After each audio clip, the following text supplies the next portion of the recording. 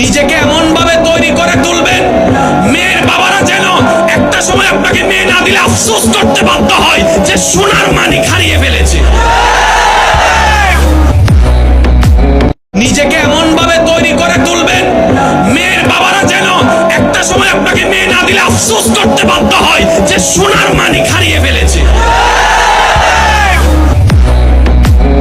এতটুকু মনে রাখবেন, নিজেকে এমন ভাবে তৈরি করে তুলবেন, মেয়ের বাবারা যেন একটা সময় আপনাকে মেয়ে না দিলে আফসোস করতে বাধ্য হয় যে সোনার মানিক হারিয়ে ফেলেছে।